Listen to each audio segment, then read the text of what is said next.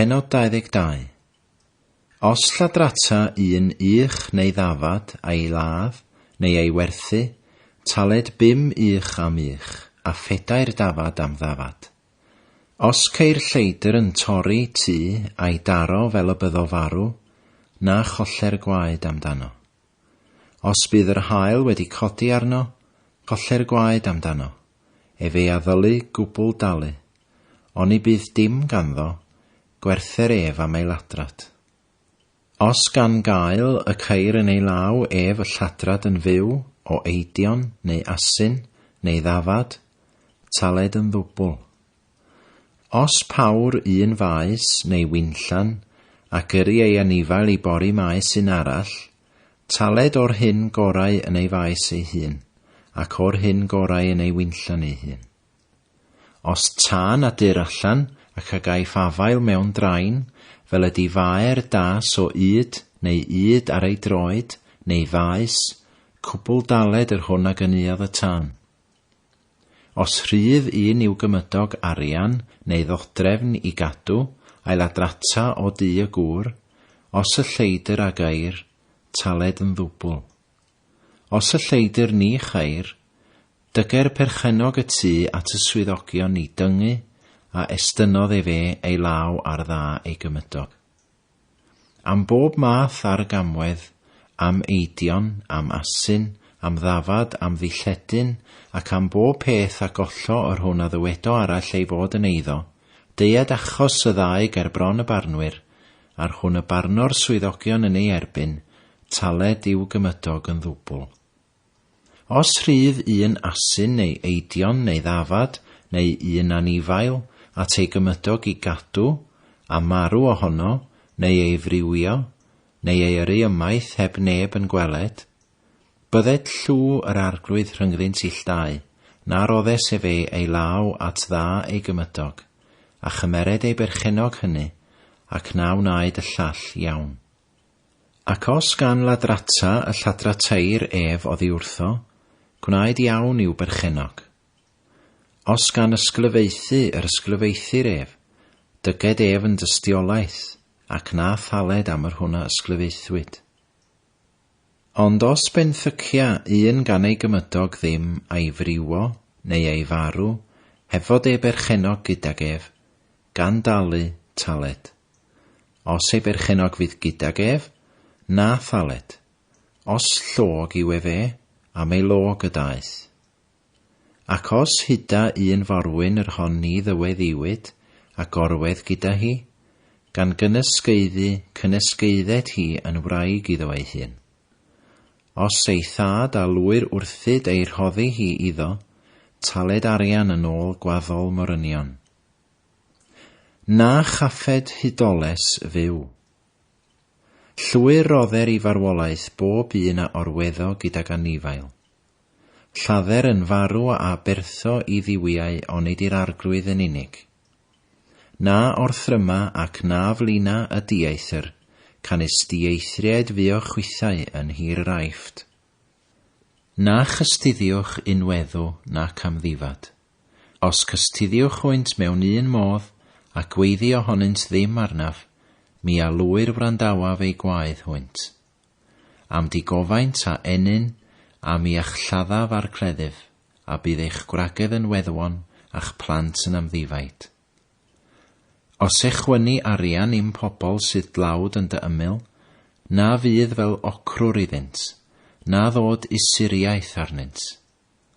Os cymerid i lledyn dy gymydog ar wistl, dyro ef adref iddo erbyn machludo hael, oherwydd hynny yn unig sydd i'w roddi arno ef. Hwnnw yw ei ddilledyn am ei groen ef, mewn pa beth y gorwedd, a bydd os gweidda efe arnaf, i mi wrando, canes trigarog ydw i fi. Na chabla'r swyddogion, ac na felltithia bennaeth dy bobl. Na coeda dalu y cyntaf o'th ffrwythau eiddfed, ac o'th bethau gwlybion, dod i mi y cyntaf anedig o'th feibion. Felly y gwneud am dy eidion ac am dy ddafad, saith niwrnod y bydd gyda'i fam, ar wythfed dydd yr hoddi ef i mi. a byddwch yn ddynion sanctaidd i mi, ac na fwytewch gig wedi ei ysglyfaethu yn y maes, teflwch ef i'r ci. Pennod 23. Na chyfod enllib, na ddod y law gyda'r aniwiol i fod yn dyst anwyr. Na ddilyn liaws i wneithu'r drwg, ac na cateb mewn ymrafael gan bwyso yn ôl llaweroedd i wiro barn. Na pharchar tlawd chwaith yn ei ymrafael. Os cyfarfyddi ag eidion dy elyn neu ei asyn yn myned ar gyfrgoll, dychwel ef adref iddo. Os gweli asyn yr hwnath gasa yn gorwedd dan ei bwn, a beidi ei gynorthwyo, gan cynorthwya gydag ef. Na wyra farn dydlawd yn ei ymrafael. Ymgadw ymhell oddi wrth gam fater, na ladd chwaith na'r gwirion na'r cyfiawn, can ei sni chyfiawn haf fi, yr aniwiol. Na dderbyn wobr, can ei sgwobr a ddalla yr rhai sydd yn gweled, ac a wyra eiriau y cyfiawn. Na orthryma'r dieithr, chwiawyddoch galon y dieithr, oherwydd chwiafioch ddieithriaid yn hir raifft. 6 blynedd yr hyd y dir ac y cysglu ei ffrwyth. Ar seithfed paid ag ef, a gad ef yn llonydd, fel y caffod slodion dy bobl fwyta, a bwytaed bwystfil y maes ei gweddill wynt. Felly y gwneud am dy wynllan ac am dy olewydden. 6 diwrnod y gwneud y waith ac ar y seithfed dydd y gorffwysi, fel y caffod y uch ath asyn lonyddwch, ac y cymero mab dy forwyn gaeth a'r dieithr ddyn ei anadl ato. Ac ymgedwch ym mhob peth a ddywedais wrthych, na chofiwch enw diwiau eraill, na chlywer hynny o'th enau. 2 gwaith yn y flwyddyn y cedwi wyl i mi, gwyl y bara croiw a gedwi, 7 niwrnod y bwytau fara croiw, fel y gorchmynais i ti ar yr amser gosodedig o fis Abib, can esynddo y deithos allan o'r aifft, ac nac ymddangosed neb gerf ymron yn waglaw. A gwyl cynhiaf blaen ffrwyth dy lafur, yr hwnna hiaist yn y maes, a gwyl y cynnill yn niwedd y flwyddyn, pan gynillech dy lafur o'r maes. 2 gwaith yn y flwyddyn yr ymddengys dy holl wrowiaid ger bron yr arglwydd dy ddiw. Nac abertha waed fy aberth gyda bara lifeinllyd, ac nac ar hoed braster fy aberth dros nos hyd y bore. Dwg i dir arglwydd dy ddiw y cyntaf o flaenffrwyth dy dir, na ferwa fyn yn llaeth ei fam. Wele fi yn anfon angel o'th flaen i'th gadw ar y ffordd, ac i'th arwain i'r man a baratoes. Gwyliar hacddo, ac gwrando ar ei lais ef, na chyffroa ef, can eis ni ddioddef ei chanwiredd, o blegyd y mae fy enw ynddo ef. Os gan wrando y gwrandewi ar ei lais ef, a gwneithir y cwbl a lefarwyf, mi a fyddaf elyn i thylynion, ac a wrthwynebaf dy wrthwynebwyr. Oherwydd fy angel a o'th flaen di, ac a ddwg di i mewn at yr Amoriaid a'r Hethiaid, a'r Pheresiaid, a'r Cananeaid, yr Hefiaid, a'r Jebiwsiaid, a mi ai difethaf hwynt. Nac ymgryma i'w diwiau hwynt, ac na wasanaetha hwynt, ac naw na yn ôl ei gweithredoedd hwynt, ond llwyr ddinistria hwynt, dryllia ei delwau hwynt yn gandryll. A chwi a wasanaethwch yr arglwydd eich diw, ac efe a fendithiad y fara a ddwfr, a mi a dyna fy maith bob clefyd o'th fisg. Ni bydd yn dy dir di ddim yn erthylu, na heb hilio, mi a gyflawnaf rifedi dy ddyddiau. Mi a anfonaf y arswyd o'th flaen, ac a ddifethaf yr holl bobl y dei atynt, ac a wnaf fydd holl elynion droi ei gwarau atat. A mi a anfonaf gacwn o'th flaen, a hwy a yrant yr Hefiaid a'r Cananeaid a'r Hethiaid allan o'th flaen di. Ni yraf hwynt allan o'th flaen di mewn un flwyddyn, rhag bod y wlad yn anghyfanedd, ac I fwystfilod y maes amlhau yn dy erbyn di. O fesur ychydig ac ychydig y gyraf hwynt allan o'th flaen di, nes I ti gynyddu ac etifeddu'r tir. Ac os hodaf dy derfyn o'r môr coch, hyd fôr y Philistiaid, ac o'r diffeithwch hyd yr afon, canes mi aroddaf yn eich meddiant breswylwyr y tir, a thi ei gyrru hwynt allan o'th flaen. Naw na amod a hwynt, nac a'i diwiau. Na ad iddynt drigo yn dy wlad, rhag iddynt beru I ti bechu I'm herbyn. Canes os gwasanaethu di ei diwiau hwynt, di ai y bydd hynny yn dramgwydd I ti. Pennod 24. Ac fe addywedodd wrth Moses, tyred I fyny at yr arglwydd, ti ac Aaron, Nadab ac Abihu, a'r 10 o henuriaid Israel, ac addolwch o hirbell. Ac aed Moses ei hun at yr arglwydd, ac na ddelont hwy, ac na caed y bobl I fyny gydag ef. A Moses a ddaeth ac afynegodd i'r bobl holl eiriau yr arglwydd a'r holl farnedigaethau, ac atebodd yr holl bobl yn unair ac addywed asant, ni awnawn yr holl eiriau a lefarodd yr arglwydd. A Moses a sgrifennodd holl eiriau yr arglwydd, ac agododd yn fore, ac adeiladodd allor I slaw y mynydd, a 12 colofn, yn ôl 12 llwyth Israel. Ac fe anfonodd lanciau meibion Israel, a hwy a offrymasant boeth offrymau, ac a aberthasant fustych yn ebyr-thedd i'r arglwydd. A chymerodd Moses hanner y gwaed, ac ei gosododd mewn cawgiau, a hanner y gwaed a deinellodd fe ar yr allor.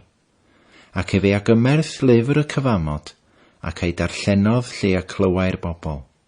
A dywedasant, ni awnawn ac awrandawn yr hyn oll a lefarodd yr arglwydd. A chymerodd Moses y gwaed, ac ei teinellodd ar y bobl, ac a ddywedodd, wele waed y cyfamod, yr hwn a wnaeth yr arglwydd a chwi, yn ôl yr holl eiriau hyn.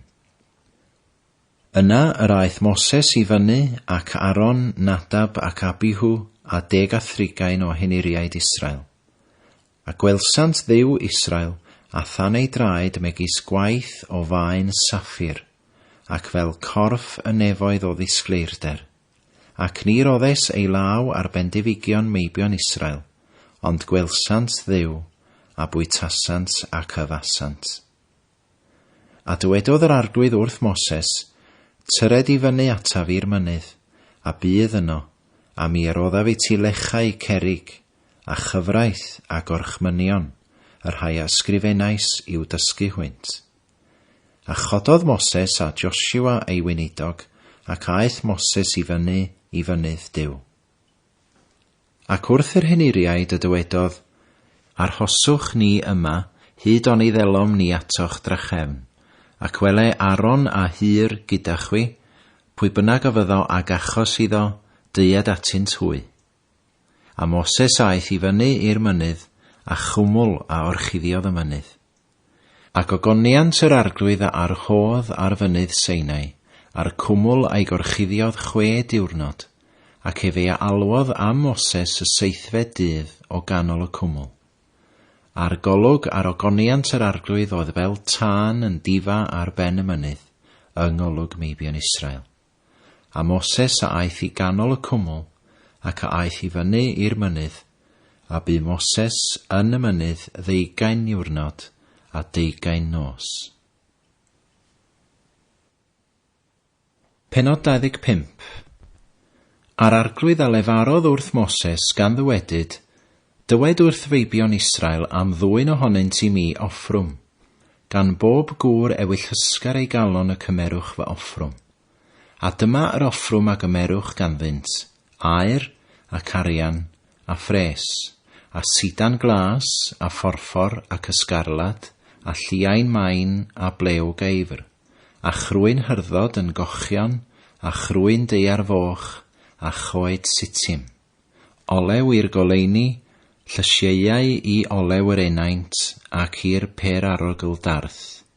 Meini onyx a meini i'w gosod yn yr effod ac yn y ddwy froneg. Ac wna'n sy'n mi gysegur fel y gallwyf drigo yn ei mysgwynt. Yn ôl holl waith y tabernacl ac waith ei holl ddodrefn yr hair ydwyf yn ei dangos I ti, felly y gwnewch. Ac wnaant arch o goed sitim, o ddau gifydd a hanner ei hyd a chifydd a hanner ei lled a chifydd a hanner ei hychder. A gwisg hi ag aer coeth, o fewn ac oddi allan y gwisgi hi, ac wna arni goron o aer o amgylch. Bwrw iddi hefyd bedair modrwy aer, a dod ar ei phedair congl, 2 fodrwy ar un ystlys iddi, a 2 fodrwy ar yr ystlys arall iddi. Ac wna drosolion o goed sitim, a gwisg hwynt ag aer, a gosod y trosolion trwy'r modrwyau gan ystlys yr arch I ddwyn yr arch arnynt. Y modrwya yr arch y bydd y trosolion, na symuder hwynt oddi wrthi. A dod yn yr arch y dystiolaeth ar oddaf I ti. Ac wna drigareddfa o aer coeth, o ddau gifydd a hanner ei hyd, a chifydd a hanner ei lled. Ac wna ddau geriwb o aer, o gyfanwaith morthwyl y gwneud hwynt, yn nau gŵr y drigareddfa. Un ceriwb a wneu yn y naill ben, a'r ceriwb arall yn y pen arall. O'r drigareddfa ar ei 2 ben hi y gwnewch y ceriwbiaid. A bydded y ceriwbiaid yn lledu ei hesgyll I fyny gan orchuddio'r drigareddfa a'i hesgyll a'i hwynebau bob un at ei gilydd. Tua'r drigareddfa y bydd wynebau y ceriwbiaid. A dod y drigareddfa I fyny ar yr arch, ac yn yr arch dod y dystiolaeth ar oddaf I ti. A mi a gyfarfyddaf a thi yno, a cael ei faraf wrthyt oddi ar y drigareddfa, oddi rhwng y 2 geriwb, yr rhai a fyddant ar arch y dystiolaeth, yr holl bethau a orchmynwyf wrthyt I feibion Israel. Ac wna di fwrdd o goed sitim, o 2 gifydd ei hyd, a chifydd ei led, a chifydd a hanner ei uchder, a gosod aer coeth drosto, ac wna iddo goron o aer o amgylch, ac wna iddo wregys o led llaw o amgylch, ac wna goron aer ar ei wregys o amgylch, ac wna iddo 4 modrwy o aer, a dod y modrwyau wrth y 4 congl, yr rhai a fyddant ar ei 4 troed. Ar gyfer cylch y bydd y modrwyau yn lleoedd i'r trosolion I ddwyn y bwrdd. Ac wna y trosolion o goed sitim a gwisg hwynt ag aer fel y dyger y bwrdd arnynt. Ac wna ei ddysglau ef, a'i lwyau, a'i geiadau, a'i ffiolau, yr rhai y tywelltir a hwynt o aer coeth y gwneud hwynt. A dod ar y bwrdd y bara dangos ger bron fy wyneb yn wastadol. Gwna hefyd gan hwyllbren, o aer pyr yn gyfanwaith y gwneir y canhwyllbren, ei baladr, ei geinciau, ei bedyll, ei gnapiau a'i flodau a fyddant o'r un. A bydd 6 cainc yn dyfod allan o'i ystlysau, 2 cainc o'r canhwyllbren o un tŷ, a 2 cainc o'r canhwyllbren o'r tŷ arall. 2 padell o waith almonau, cnap a blodeuyn ar un gainc, a 2 padell o waith almonau, cnap a blodeuyn ar gainc arall, felly ar y 6 cainc a fyddo yn dyfod allan o'r canhwyllbren. Ac yn y canhwyllbren y bydd 4 padell ar waith almonau a'i cnapiau a'i blodau. A bydd cnap dan 2 gainc ohono, a chnap dan 2 gainc ohono, a chnap dan 2 gainc ohono yn ôl y 6 cainc a ddeiant o'r canhwyllbren. Ei cnapiau a'i cinciau a fyddant o'r un, y cwbl fydd aer coeth o un cyfanwaith morthwyl, a thiawnau ei 7 lyser nef, ac a oleu ei lysernau ef, fel y goleuo fe ar gyfer ei wyneb. A bydded ei efeiliau a'i gafnau o aer coeth. O dalent o aer coeth y gwneud ef, a'r holl lestri hyn. Ond gwel wneithir yn ôl ei portread hwynt, a ddangoswyd i ti yn y mynydd.